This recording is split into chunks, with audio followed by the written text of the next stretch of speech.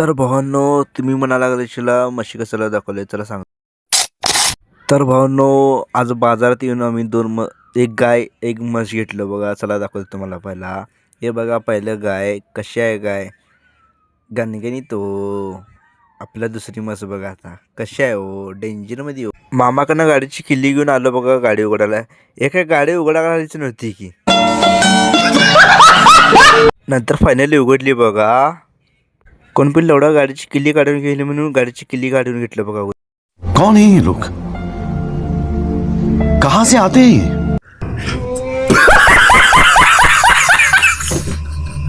नंतर गेलो बघा गाडीच्या आत गेल्यानंतर बघा कासरा घेतलं बघा. कासरा घेतलो. आता बाहेर यालतो बघा. बाहेरून यालतो बघा. तर कासरे घेऊन आलो बघा बाहेर.